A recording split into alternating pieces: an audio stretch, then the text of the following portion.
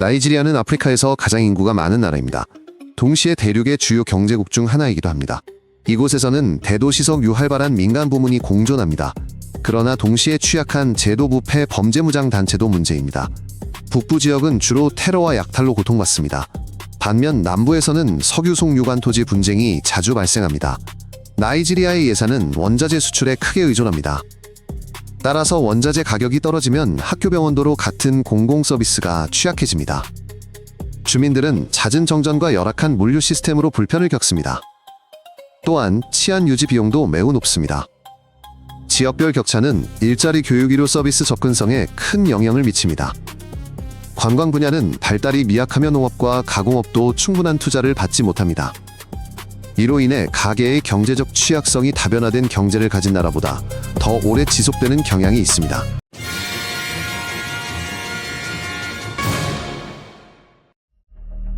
나이지리아에는 2억 명 이상이 살고 있으며 그중 상당수는 청년층입니다. 인프라보다 인구가 빠르게 증가합니다. 도시가 팽창해도 주택도로와 수시설은 부족합니다.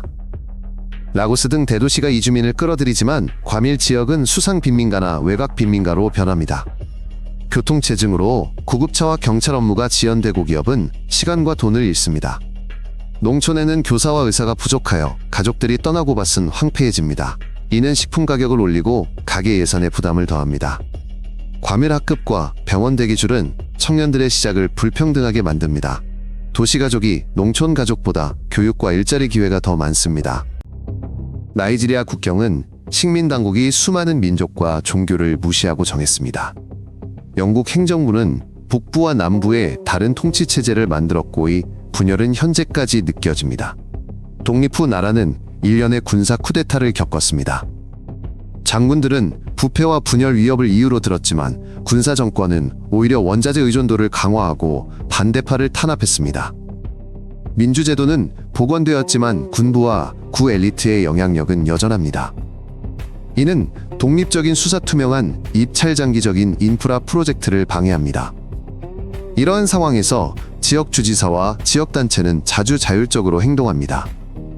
투자자 규정 및 수익 배분 신속 합의 시 통합 경제정책은 난항을 겪습니다. 1960년대 말 나이지리아 남동부는 독립을 시도했습니다. 내전이 시작되었습니다.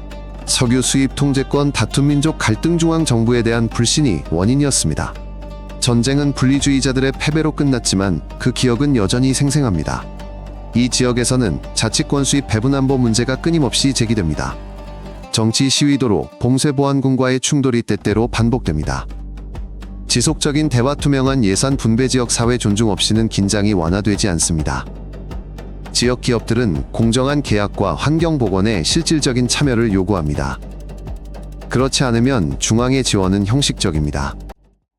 나이지리아는 무슬림과 기독교인이 거의 절반씩입니다. 대부분 평화롭게 살고 있습니다. 하지만 극단주의 설교자와 무장단체는 빈곤과 실업을 이용해 청년을 모집합니다. 정치인들은 선거연합 시 종교를 자주 고려합니다. 이는 공동체 간 불신을 키웁니다. 법원 심리가 느리고 경찰 대응이 늦어지면 사소한 갈등도 충돌로 쉽게 번집니다. 학교와 병원의 공동 프로그램 지역 지도자의 공동사업 투명한 예산은 위험을 줄입니다. 하지만 규모와 지속 가능한 재원이 부족합니다. 지속적인 화해 노력과 평등한 서비스 접근 없이는 어떤 사건이든 긴장이 다시 폭발합니다. 나이지리아 북동부에는 학교 시장 마을군 초소를 공격하는 이슬람 극단주의 단체가 활동합니다. 여학생 집단 납치도로 폭탄 테러 방화가 발생했습니다. 군대는 작전을 수행하고 이웃 국가와 협력하며 주둔군을 강화합니다. 하지만 넓은 지역 열악한 통신 빈곤으로 취약성은 여전합니다. 사람들은 집을 떠나고 이재민 캠프가 생기며 농업은 중단됩니다. 아이들은 배움의 기회를 잃고 기업은 매장을 폐쇄합니다. 인도적 지원 배송이 지연되면 가뭄이나 질병 발생은 빠르게 장기적인 위기로 변합니다. 도로 경비 강화와 학교 재건은 도움이 되지만 사람들이 정상적인 삶으로 돌아가기에는 아직 안전이 부족합니다. 나이지리아 북부는 건조하고 가난합니다. 남부는 습하며 자원이 풍부합니다. 기후대 경기에서는 소를 기르는 유목민과 농부들이 초지물밭을 두고 다툽니다. 경찰과 당국이 양측을 분리하고 피해를 파악하지 못하면 보복 공격이 시작됩니다. 사람들은 집을 버리고 식량 가격은 오르며 젊은 남성들은 자경단에 합류합니다. 정치인들은 자신들을 보호한다는 명분을 이용하고 긴장은 고조됩니다. 명확한 토지 사용 규정 신속한 조사 보상 없이는 이 갈등은 매년 반복됩니다. 초지 등록과 방목 통로가 도입된 곳에서는 충돌이 줄지만 이런 프로그램은 모든 지역을 포함하지 않습니다. 나이지리아는 석유 수출로 예산 수입과 외화 수익의 상당 부분을 얻습니다. 유가가 하락하면 정부는 지출을 삭감하고 학교 병원 도로가 어려움을 겪습니다. 돈은 공무원과 계약업자에게 집중되고 농촌 지역에는 제대로 전달되지 않습니다.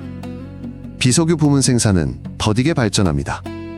공장은 안정적인 전기 없이 멈춰 있습니다. 농부들은 저렴한 대출 창고 냉장 물류를 이용할 수 없습니다. 통화 가치가 떨어지면 수입품 가격이 오르고 가구들은 치료를 미루고 식비를 아낍니다. 원자재 의존은 장기 프로젝트를 방해하고 경제를 외부 충격에 취약하게 만듭니다. 수출이 지배적인 동안소 기업에 대한 낮은 세금 징수는 도시와 농촌의 예산을 비웁니다. 나이지리아 늪지대와 니제르강 삼각주 맹그로브 숲에서 수십 년간 기름 유출 불법 파이프 절단 방화가 발생했습니다. 물과 토양은 오염되고 물고기는 줄었으며 소규모 연료 정제 시설은 자주 폭발합니다. 사람들은 원유 증기를 마시며 호흡기 질환과 피부병이 늘고 있습니다. 지역사회는 정화와 보상을 요구하지만 기업과 정부는 책임과 복구 규모를 두고 논쟁합니다. 파이프라인은 제대로 보호되지 않고 대안 일자리도 부족하여 주민들은 돈벌이를 위해 건강을 위험에 빠뜨립니다. 늪지대 복구는 느리고 비용이 많이 듭니다. 실제 정화 프로그램이 시작된 곳에서는 어업이 부분적으로 회복되지만 체계적인 유출 통제 없이는 진전이 불안정합니다. 나이지리아 해안에서 해적단이 활동합니다. 선박을 납치하고 승무원을 육지로 끌어 몸값을 요구합니다. 내륙 중앙 지역에서는 무장단체가 마을과 도로에서 강도질을 하고 사람들을 납치합니다. 경찰과 군대가 단속작전을 벌입니다. 하지만 먼 거리 장비 부족 부패한 초소가 걸림돌입니다. 기업들은 경호보험사설 호송에 비용을 씁니다. 그 결과 배송 비용이 더 비싸집니다. 이는 무역과 항만 창고도로 투자에 큰 타격을 줍니다. 해당 지역은 가난과 고립에 머무릅니다. 현지 운송업자들은 검문소와 시간을 고려해 경로를 짭니다. 위험을 줄이기 위해서입니다. 하지만 이는 운송기간과 비용을 늘립니다. 라고스는 나이지리아의 금융 및 미디어 중심지입니다. 이곳에는 항구은행기술 프로젝트 영화 스튜디오가 있습니다.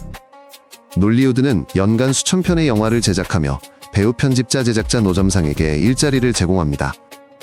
나이지리아 음악가들은 아프리카 유럽 미국에서 공연을 열고 스트리밍과 축제로 외화를 벌어들입니다. 성공적인 지역 옆에는 하수도와 전기 없는 빈민가가 있습니다. 해적 행위 미흡한 권리 보호 전문 교육 부족이 산업 성장을 저해합니다. 도시는 주민들의 주도로 발전하지만 대규모 인프라 프로젝트 없이는 매일 혼란이 계속됩니다. 도로를 확장하고 고가도로와 강변 시설을 만들면 도시는 숨통이 트이지만 교통 수요는 여전히 더 빠르게 증가합니다.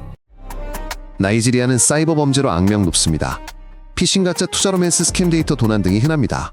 소셜 미디어 메신저 암호화폐를 사용하는 조직들이 범죄를 저지릅니다. 경찰이 수사하지만 증거 수집이 느립니다. 국제 사건은 몇 달씩 걸립니다. 동시에 모바일 지갑과 온라인 은행이 빠르게 발전합니다. 수백만 명이 줄 없이 결제할 수 있게 됩니다. 하지만 문제는 남아 있습니다. 약한 데이터 보호 낮은 디지털 문해력 신규 사용자 취약점 등입니다. 규제 당국은 인증 및 보고 요건을 강화합니다. 기업들은 다단계 보호를 도입 중입니다. 현금 없는 결제 사용자가 늘수록 중요합니다. 학창 시절부터 안전한 온라인 행동 교육이 필요합니다. 나이지리아는 전력 공급이 부족합니다. 정전이 잦아 기업은 디젤 발전기를 가정은 건전지 램프를 사용합니다. 이로 인해 생산식품 보관진료소 운영 비용이 모두 오릅니다. 외딴 지역 학교는 전등 없이 공부하고 백신 냉장고는 자주 멈춥니다. 산부인과는 개인 발전기에 의존합니다. 나쁜 도로와 미흡한 콜드체인 물류는 농작물 손실을 초래하고 식량 가격을 올립니다. 안정적인 에너지와 도로가 없으면 빈곤 지역은 만성적인 가난에 갇히고 친척의 금전적 지원에 의존합니다. 공동체를 위한 소규모 태양광 발전소가 설치된 곳에서는 학교와 약국의 운영이 개선됩니다. 하지만 아직 이런 프로젝트는 적습니다. 말라리아는 나이지리아 어린이 입원 및 사망의 주요 원인 중 하나입니다. 콜레라 발병은 우기 후 깨끗한 물이 없는 곳에서 발생합니다. 예방접종 프로그램은 소아마비 위험을 줄입니다. 그러나 외딴 지역에서는 접종 접근성이 불안정합니다. 도시에는 개인 병원이 있지만 많은 사람들에게는 너무 비쌉니다. 국립병원은 과부하 상태입니다. 약품 실험실 구급차 교통편이 부족합니다. 도로가 유실되면 사람들은 의사에게 늦게 어렵게 도착합니다. 시기적절한 예방과 위생은 시스템의 약점으로 남아 있습니다. 수질 관리를 도입하고 말라리아 검사 키트를 제공하는 곳에서는 사망률이 줄어듭니다. 하지만 이러한 조치에는 지속적인 자금 지원이 필요합니다. 수백만 명의 나이지리아인들이 해외에서 일하며 살고 있습니다. 유럽 북미 주변국에 거주합니다. 그들은 본국의 가족들에게 돈을 보냅니다. 이 송금액은 경제의 상당 부분을 차지합니다. 이 돈으로 가족들은 교육비, 의료비, 주거비를 냅니다. 소규모 사업도 시작합니다. 디아스포라는 투자자 유치를 돕고 경험과 기술을 공유합니다. 해외 시장에서 영화와 음악을 홍보하기도 합니다. 하지만 높은 송금 수수료와 은행 거래 제한이 효과를 줄입니다. 자국 통화 가치가 떨어지면 수령인들은 송금에 더 의존하게 됩니다. 본국으로 돌아온 사람들은 서비스와 작업장을 엽니다. 직원들에게 현대적인 기술을 가르칩니다. 그러나 관료주의와 불안정한 규제가 이들을 방해합니다. 나이지리아는 젊고 자원이 풍부하며 거대한 내수 시장을 가지고 있습니다. 현재 성장의 핵심은 학교 기초 의료, 깨끗한 물도로, 안정적인 전기 같은 기본 사항입니다. 법원이 더 빠르고 계약이 투명한 곳에서는 이미 장기 프로젝트와 민간 투자가 나타나고 있습니다. 많은 전문가들이 떠나지만 일부는 돈과 인맥으로 국내 사업과 가족을 지원합니다. 경제 강화의 전망은 성명이 아닌 실제 네트워크학 만물류 건설과 경찰 및 법원의 안정적인 운영에 달려 있습니다. 기본 서비스가 안정되면 젊은이들은 생산 및 농업 협동조합을 시작할 수 있고 석유 의존도도 줄어들 것입니다.